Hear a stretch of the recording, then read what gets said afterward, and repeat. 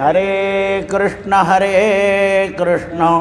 कृष्ण कृष्ण हरे राम राम राम हरे कृष्ण कृष्ण कृष्ण गोपाल कृष्ण भगवान की सुखा सारिखे पूर्ण वैराग्य जाचे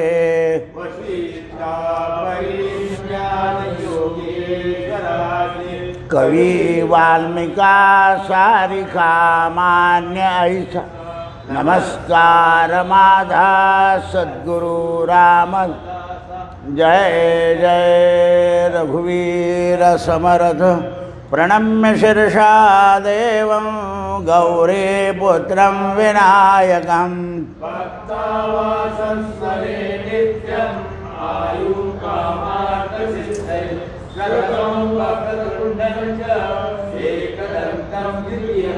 तृतीयं पिंगलाक्षं पंचमंच सप्तमं विघ्नराजेन्द्रं धूम्रवर्णं तथाष्टकं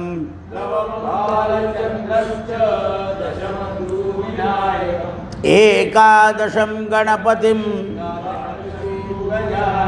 द्वादशैतानि नामानि न च विघ्नभयं तस्य विद्यार्थी लभते विद्या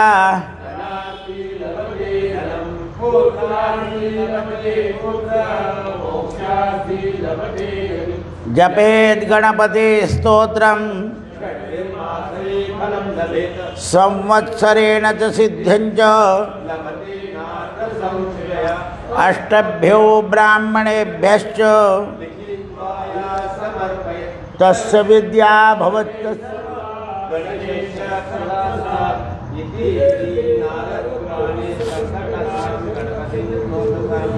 सीतारामचंद्रार्पणमस्तु। हरि ओम तत्सत् हरि ओम तत्सत् हरि ओम तत्सत्। साधक श्रवण सत्संग आणि मनन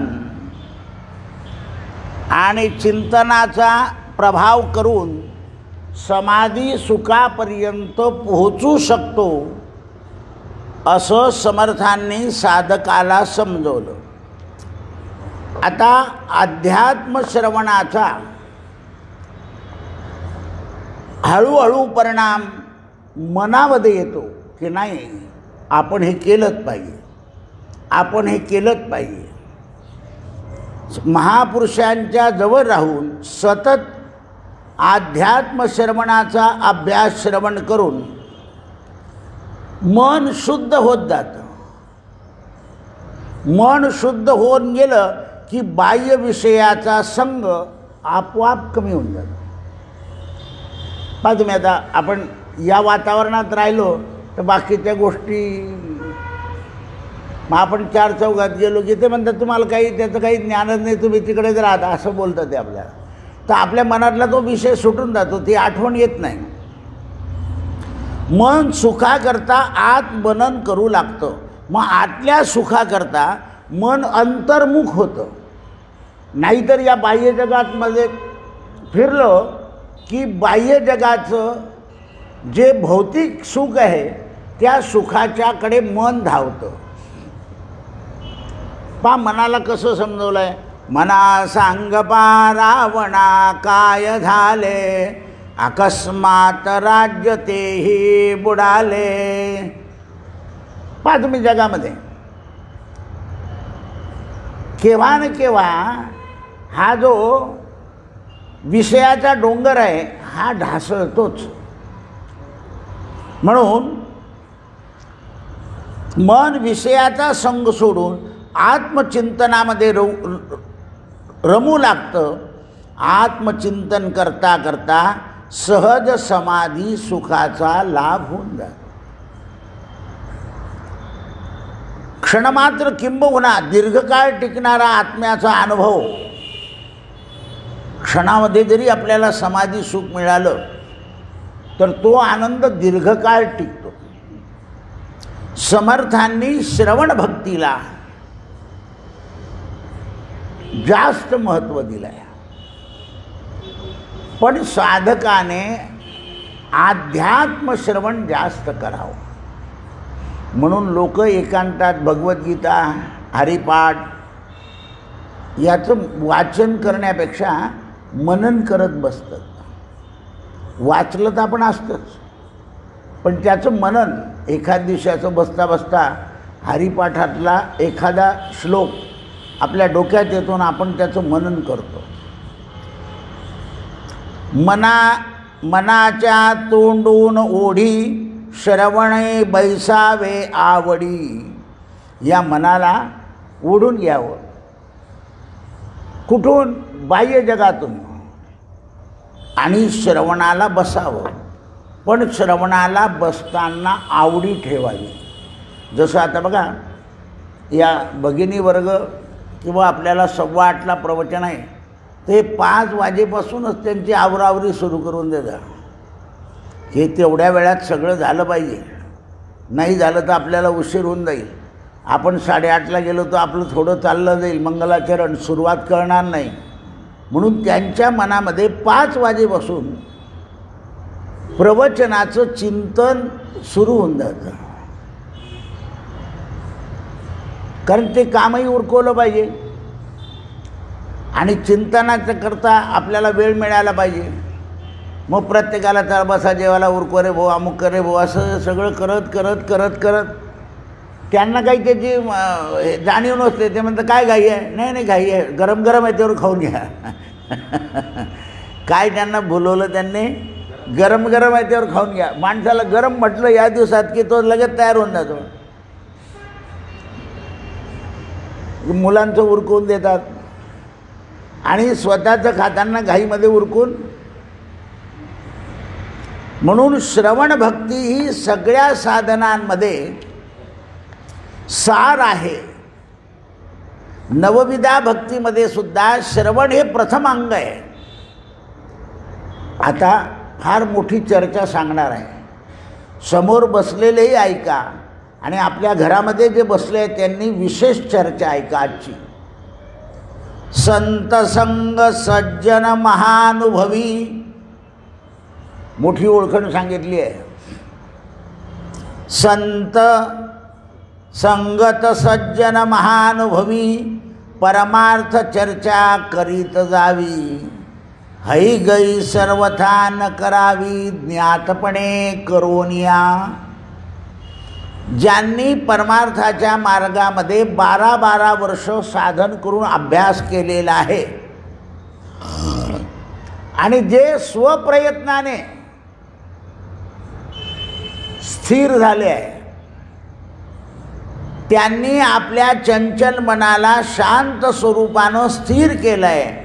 अशा महापुरुषांचा सत्संग घडला पाहिजे. संत साधू सज्जन अशा लोकांना म्हणतात. पहा तुम्ही आता स्वतःला संत म्हणून येणारे जगात किती लोक आहे. ते स्वतः शांत नाही. एकदा आपल्या चोपड्याकडे कोणीतरी कीर्तनकार चालले होते आणि त्यांचा ॲक्सिडेंट झाला आणि ते हाय हाय करायला लागले. ते कीर्तनामध्ये म्हणा देह वगैरे असं बोलत होते. त्यांना एका पत्रकाराने गाठलं, म्हणे काहो महाराज, तुम्ही तर म्हणे दुःख सोसावं, हाय हाय करू नये असं तर काल परवा सांगितलं आणि आता तुम्हाला दुःख झालं तर जा रे म्हणे भाऊ तिकडे. कारण असे जे मला एक अनुभव सांगतो तुम्हाला. मी या रस्त्यानं येत होतो एक दिवशी आणि एक ग्रस्त अंगाला जखमा होऊन असे पडलेले होते.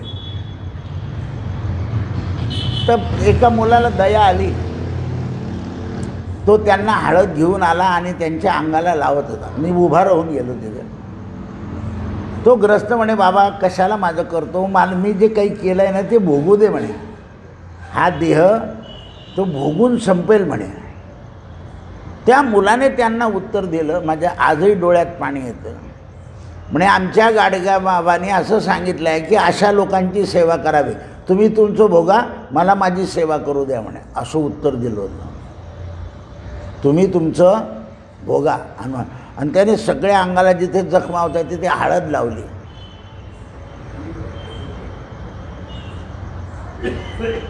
त्याने बाबाचं नाव बरोबर घेतलं. जनी म्हणे ऐशा संता शरण जावे. आता तर निळचे कपडे घातले की महाराज एक दोन कीर्तन. म्हणून समर्थाने एका ठिकाणी लिहिलं आहे, कीर्तन करणे नभे ज्ञान, प्रवचन करणे नभे ज्ञान, ज्ञान ते आत्मज्ञान.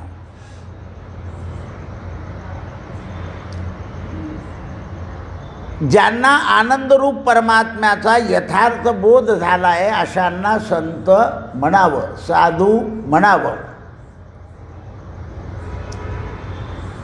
ज्यांना जे नित्य स्वरूपामध्ये रमण असतात त्या महापुरुषांना महानुभवी असं म्हणतात. अशा संतजनांच्या सान्निध्यामध्ये काही सुखसंवाद, काही परमार्थ चर्चा करीत जावी अशी पद्धत आहे. आपल्याकडे एक मामलेदार प्रवचन ऐकायला यायचे. पूर्वी 7-8 मामलेदार होते.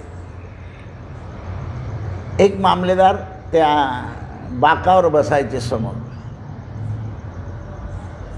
त्यांना काय त्यांच्या घराण्यामध्ये कोणीतरी महानुभाव पंथ स्वीकारला होता. काही काळानंतर त्यांना इकडच्या चर्चा ऐकून तिकडे पंथ स्वीकारायची बुद्धी झाली, कारण ते वंशातला गुण होता. त्यांनी ज्या महापुरुषाकडून ते महानुभाव पण घेतलं तेव्हा त्या महापुरुषानं विचारलं त्यांना तुम्ही यापूर्वी काय करत होते, काय ऐकत होते तुम्हाला. तर त्याने त्या मामलेदारांनी आपल्या प्रवचनाची सगळी अंग त्यांना सांगितली. तर ते म्हणे ती पुण्याई आहे म्हणून तुम्हाला हा पंथ तुम्ही स्वीकारला. असं नाही म्हटलं की तिकडचं पटलं नाही म्हणून तुम्ही इकडे आले, असं नाही म्हटलं. ती पुण्याई आहे श्रवणाची म्हणून तुम्ही इकडे आले. कारण अध्यात्माचा भाग सगळ्या पंथांमध्ये एकच आहे. जगाला विसरायचं आणि त्याला ओळखायचं. दुसरा जो तो अर्धवट साधू असतात त्याने काय सांगितलं, अरे तिकडे काय ठेवलं आहे हो, आपल्याकडे तर सुपर फाईन आहे. पण ते तसं नाही म्हणाले, तिकडच्या श्रवणाची पुण्याई आहे म्हणून तुम्हाला वंशपरंपरेनं इकडे येण्याची वृत्ती झाली. याला साधू पुरुष म्हणतात. साधुबोध झाला. काय बोध आहे तो बघा. टक्के रावसाहेबांच्या बरोबर होते ते. 7-8 मामदार बसायचे श्रवणाला रोज.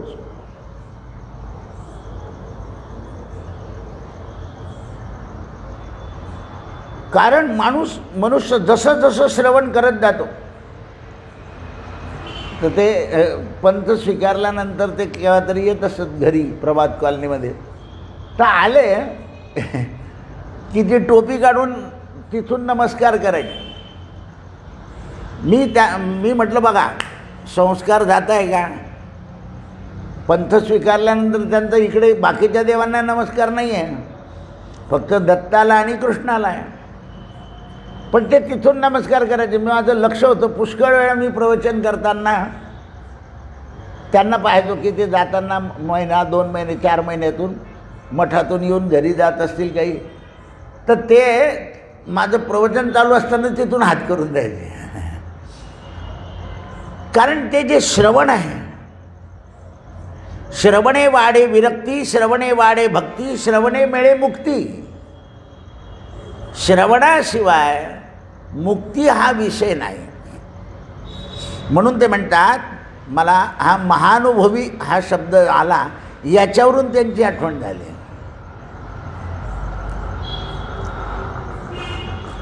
अशा संत सज्जनांच्या सान्निध्यात काही सुखसंवाद झाला की परमार्थाची चर्चा करत जावी अशी पद्धत आहे. म्हणून महापुरुषांच्या सान्निध्यामध्ये आपल्याला अडीअडचणी विचारता येतात. आपल्याला जर काही अडीअडचणी येतात या महापुरुषांनाच विचारावं लागतात. तुम्ही दुसऱ्या लोकांना विचारले तर ते मतांचा गलबला करून टाकतात. मतामतांचा गलबला करून टाकतं. महापुरुषांच्या संगतीमध्ये बराच काळ अभ्यास केल्यावर शुद्ध परमार्थाचं आकलन होतं. मनुष्य अंतर्मुख होण्याचा प्रयत्न करीत असतो. महापुरुषांच्या संगतीचा किंवा यांना किती जमतं, मग आपल्याला का जमत नाही, तर त्याच्यावर तो चिंतन करतो आणि मग तसा प्रयत्न केला की त्याला तसं अनुभव येऊ लागतो. आता आपण खूप काही समजलं असा दांभिकपणा जर शिरला तर समजायचं धोक्याची सूचना आहे. आपल्याला खूप समजलं,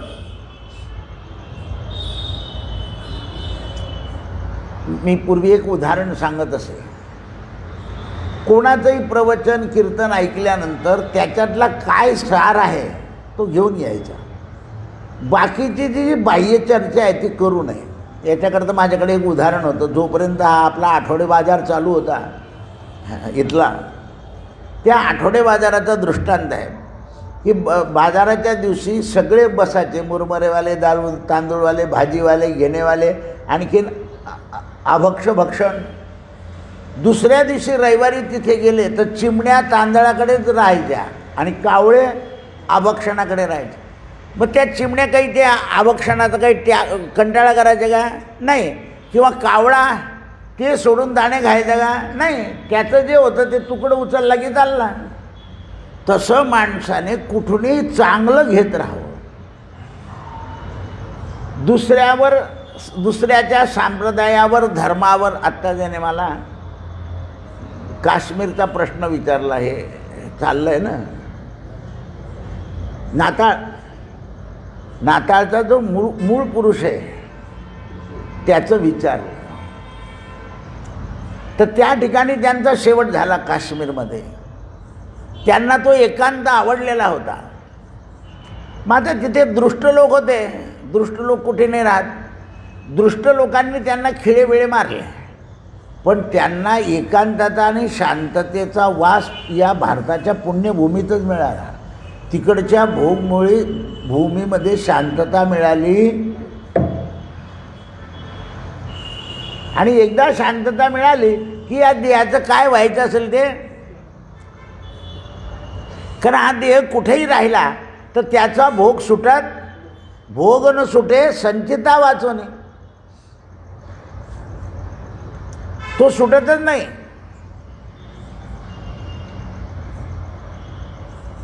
मांडव्य ऋषीला विनाकारण फाशी झाली.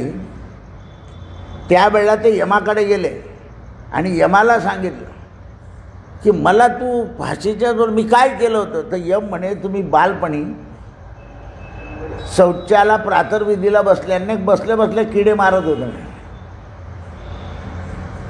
तर ते म्हणे ते जे पाप आहे बालपणातलं 7व्या वर्षापर्यंत मुलाने केलेलं, ते मुलांनाही भोगायचं नसतं म्हणे. तुला यमा कळालं नाही, ते आईबापांनी भोगायचं असतं म्हणे, कारण त्यांनी त्याला आवरलं नाही म्हणून. जा म्हणे, मला तू खोटी शिक्षा दिली आहे, तुला 100 वर्ष मानव जन्म घ्यावा लागेल, दासीच्या पोटी जन्माला यावं लागेल, सगळी संपत्ती असून सुद्धा तिथला उपभोग घेता येणार नाही, आणि ते म्हणजे विदुर. पहा तुम्ही, आताही काही लोकांना घरी सगळं असतं पण त्यांना घरच्या सुखाचा अनुभव घेता येत नाही. ते घाण सुखाचाच अनुभव घेतात, कारण त्यांचं संचित आणि क्रियमान तसंच. घरचा स्वयंपाक आवडत नाही, डाब्यावर एकच सकाळची डाळ केलेली असते, प्रत्येक वेळा तो तिला फ्राय करतो देतो, फ्राय करतो देतो, असं येते. मी ती काल रात्री तिकडून आलो ना, ती खाऊ गल्लीमध्ये इतकी गर्दी होती. रिक्षा अशी जवळून आली, पहा एवढी धूळ उडते आहे, लोक म्हणतात पण कोण ऐकतं. म्हणून ते म्हणतात महापुरुषांच्या सान्निध्यामध्ये थोडा जरी आपण आळस केला तर आळसाने नुकसान होतं. मीपणाचं आवरण आवरलं जात नाही. मी स्वतः कोणीतरी आहे, मला सगळं समजलं, मला आता करण्याची काही गरज उरली नाही, असा मूढ भाव जर झाला तर त्याला सोडून द्यावा. कारण ज्याप्रमाणे रोज स्नानाची आणि या देहाला भोजनाची आवश्यकता आहे, तोपर्यंत ध्यान केलंच गेलं पाहिजे. साधकाची साधना थोडीशीही ढिली पडली की साधकाची प्रगती घोटाळा होऊन जातो.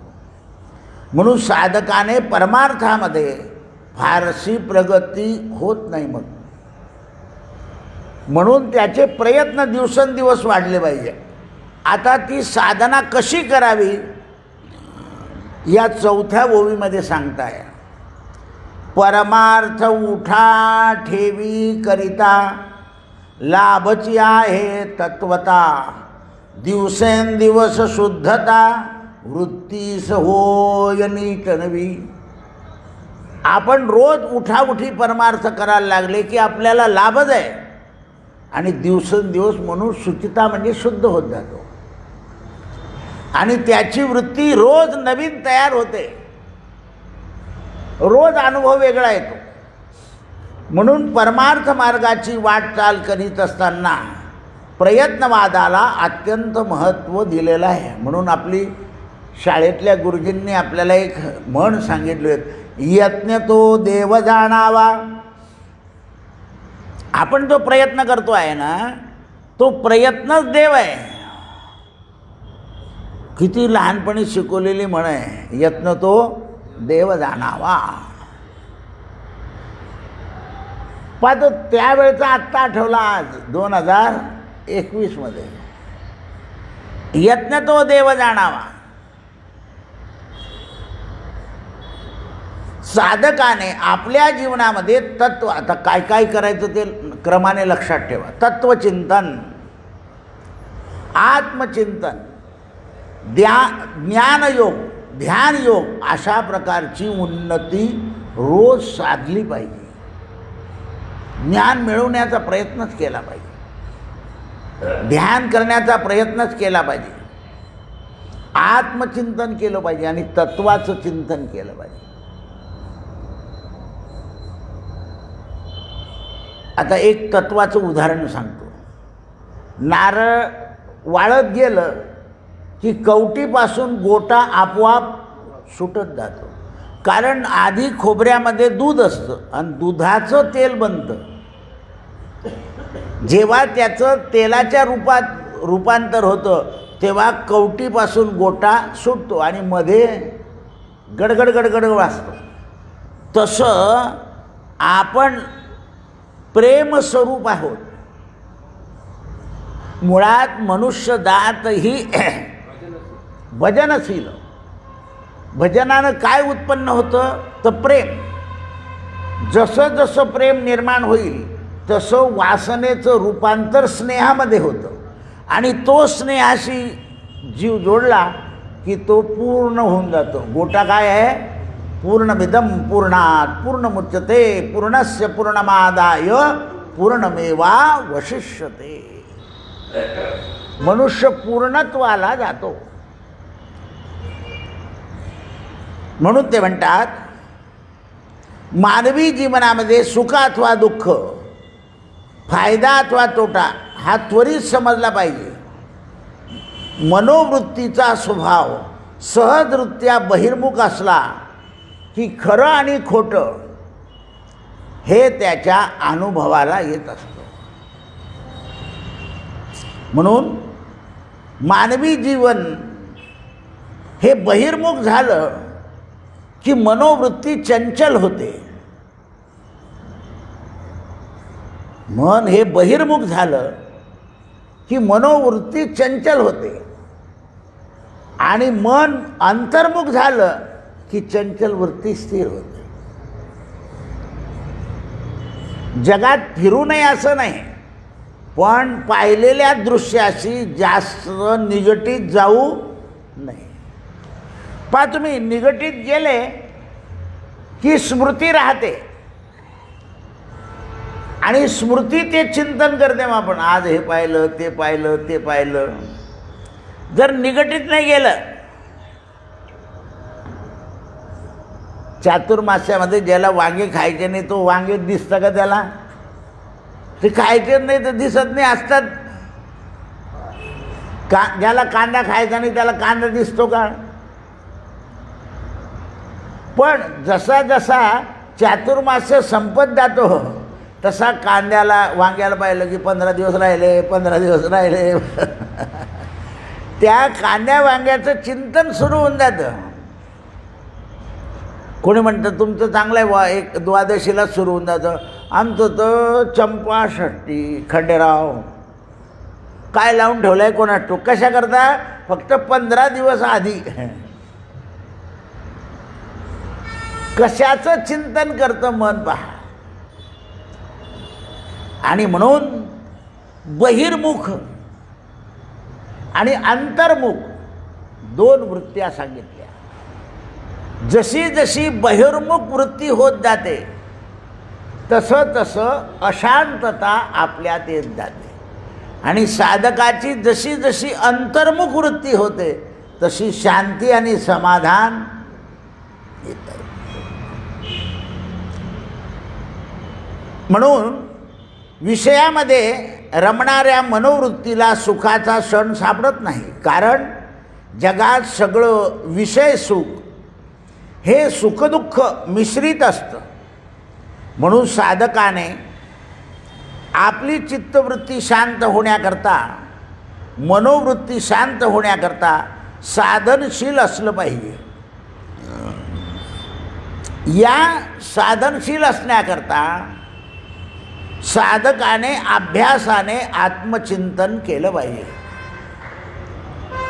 आपलं मन जितकं हलकं होईल तेवढं समजायचं की आपलं आत्मचिंतन चांगलं चाललं आहे. आणि मन जड झालं की समजायचं मन प्रवृत्तीत गेलं आहे. पहा तुम्ही, लग्न प्रसंग इथे जाऊन या, आपल्यापेक्षा तिथे जर देखावा जास्त असेल तर आपल्या नशिबात असं काही आहे का? झालं, आलं ते. 132 लाईट इकून लावले होते, 132 याने मोजले पण.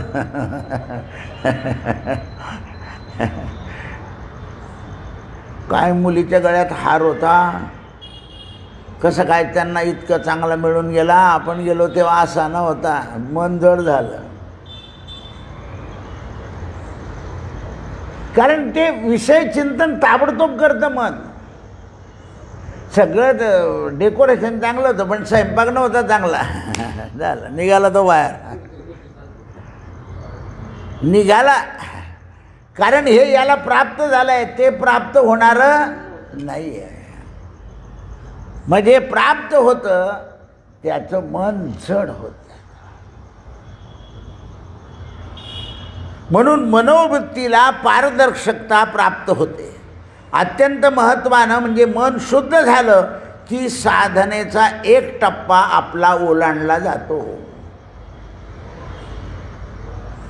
मनात वाचिरे पूर्वसंचित केले, तया सारिखे भोगणे प्राप्त झाले.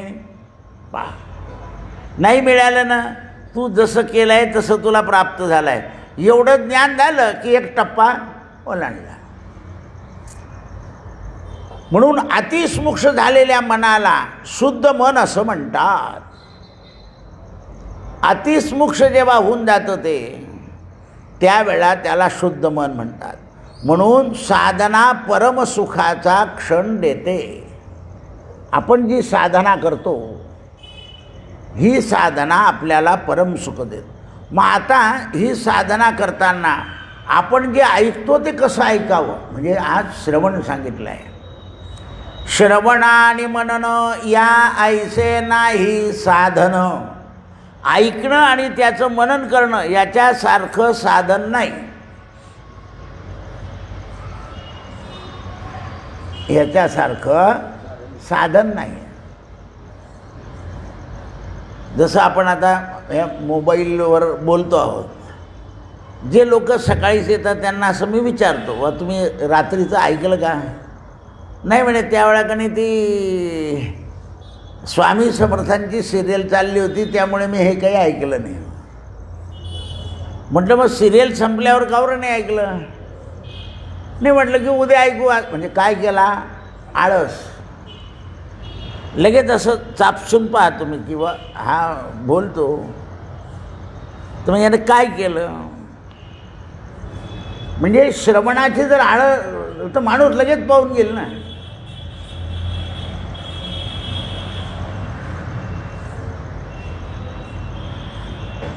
असे साधक आहे की रात्री 2 वाजता सुद्धा पाहतात ते जाग आली की,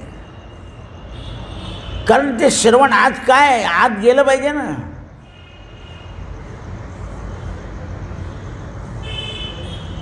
ज्या वेळेला ते मनाला पटून जातं, मनामध्ये स्थिर होऊन जातं, त्यावेळेला ते ऐकावंसंच वाटतं. म्हणून हे नित्य नूतन केले पाहिजे. म्हणून श्रवण मनन हे रोज नवीन नवीन ऐकलं पाहिजे. साधकानं आपल्या जीवनात श्रवण नावाचं साधन, श्रवण इंद्रिय म्हणजे कानाने करायचं आहे आणि श्रवण इंद्रिय सगळे जागृत ठेवायचे आहे. कानाचाही कान अशी आत असणारी शुद्ध जाणीव हा कान आहे आणि याचा आत आणखीन एक कान आहे म्हणजे शुद्ध जाणीव. नीट लक्ष देऊन ऐकलं पाहिजे. म्हणून गुरुजी सांगतात की अरे लक्ष देऊन ऐक. म्हणजे बाहेरच्या कानाने नाही, आतला जो सूक्ष्म कान आहे त्याच्याने ऐक. जसा पैशाचा व्यवहार आपण शुद्ध कानाने ऐकतो कारण त्याच्यावर स्नेह आहे, तसा हा परमशुद्धीचा काळ जो आहे श्रवण, या श्रवणाला साधकाने अत्यंत महत्त्व दिलं पाहिजे. आणि जोपर्यंत साधक श्रवणाला महत्त्व देत नाही आणि श्रवणानंतर मनन केलं पाहिजे की आपण काय ऐकलं आणि आपल्या आचरणात कितपत येत आहे. जसं आज आपण पैसा मिळवला पण खर्च किती झाला आणि नफा किती झाला काय पाहतो मनुष्य आधी? नफा. तसं मननाने काय मनन केलं हे लक्षात ठेवलं पाहिजे. म्हणून सावधान असलं पाहिजे आणि श्रवण उत्तम घडलं पाहिजे. श्रवण हा विषय जाणवला, समजला की अर्थ मनामध्ये ठसतो. श्रवण हा विषय समजला म्हणजे हा याच्यातला जो गाभा आहे, अर्थ आहे, हा मनामध्ये ठसतो आणि साधू पुरुषांच्या सान्निध्यात वेदांतचं श्रवण घडलं की जीवन धन्य होतं. श्रवणाचा परिणाम सहज चित्त शुद्धीमध्ये होतो आणि मग श्रवण आणि मनन घडलं की आपलं चित्त शुद्ध होऊन जातं. अहो अमुक माणूस तुमच्याबद्दल असं बोलला असेल, बा त्याला माझं काही चूक दिसली असेल, बोलला असेल. असं बोलला का तो? कारण कोणी काय बोलावं हे त्याच्या मनावर अवलंबून आहे. आपल्या हातात काही नाही. अभिमाने चित्तशुद्धी करता श्रवणे घडे चित्तशुद्धी, श्रवणे होय दृढबुद्धी, श्रवणे तुटे उपाधी. श्रवणानं चित्तशुद्धी होते, श्रवणानं दृढबुद्धी होते आणि श्रवणानं उपाधी सुटते. अभिमानाची सुट्टी होऊन जाते. श्रवणे बोध वाढे, श्रवणे प्राज्ञा चढे, श्रवणे विषय ओढे तुटून जाती. विषयाकडची ओढ आहे ती सुटून जाते. म्हणून श्रवण हे सातत्यानं घडलं पाहिजे. साधकाचा अभिमान कमी होतो. जसं जसं साधक श्रवण करतो तसा तसा त्याचा अभिमान कमी होतो. साधकाची प्राज्ञा जागृत होते. प्रबोध शक्ती साह्याने प्राज्ञा ही जागृती होते. प्रबोध होत गेला, बोध होत गेला की प्राज्ञा जागृत होते. साधकाची प्राज्ञा जागी झाली म्हणजे विषयाची ओढ कमी होते आणि परमात्म्याशी मनुष्य एकरूप होतो. म्हणून श्रवण भक्ती सतत करावी. रोज श्रवण भक्ती केली पाहिजे. कोणताही उपदेश एकाग्र मनानं श्रवण केला तर त्याचा परिणाम मनात होतो आणि मनुष्य त्याचं चिंतन करतो. अंतःकरणामध्ये उदय पावलेल्या वृत्तीचा जो विषय आहे तो पुन्हा पुन्हा स्मरण केलं की मनाचा स्वभाव जो विषय असतो त्याचं अखंड स्मरण ठेवतो. जो आपला विषय आहे, जसं काही लोभी माणसाचा विषय आणला की त्याला लोभच दिसतो, तसं आपल्या मनाने जर तत्वज्ञानाचं स्मृती मनन केलं तर त्याला तत्वज्ञानच सापडतं. म्हणून श्रवण म्हणजे ऐकल्यानं विषयाची विस्मृती होते. मन म्हणजे विषयाचं वारंवार विचार करणं सुटून जातं. परमार्थ मार्गामध्ये दोन्ही साधनं अत्यंत महत्त्वाची आहे. कोणतीही गोष्ट ऐकल्याशिवाय कळत नाही आणि ऐकलेल्या गोष्टीचं मनन केल्याशिवाय गोष्टीचा गुंता सुटत नाही. म्हणून तयासी ऊर्ध्वगती एरास कळा अधोगती. जो विचार वरती चढवतो त्याला ऊर्ध्वगती मिळते आणि बाकीचे सगळे अधोगतीला जातात. म्हणून साधना सर्वपणे भावाने स्वीकाराव्यात. ज्या ज्या आपण साधना करतोय त्या साधना अशा सच्शील साधकांना जीवनात काहीही कमी पडत नाही. म्हणून शिष्यानं विचारलं, महाराज असे काही ग्रंथ आहे का की ज्याच्यामध्ये साधना सांगितली आहे? तर म्हणाले, हो. जैसे ग्रंथी बोलले तैसे स्वयेच पाहिजे झाले. येथे क्रियेच्या माथा आले निश्चितपणे. परमार्थात प्रवेश केल्यावर आपण जो संप्रदाय स्वीकारले आहे त्या संप्रदायाचा ग्रंथ अभ्यासला पाहिजे. कसा अभ्यासाचा ते उद्याच्या सत्रामध्ये. हरे राम राम राम हरे हरे. हरे कृष्ण कृष्ण कृष्ण गोपाल कृष्ण भगवान.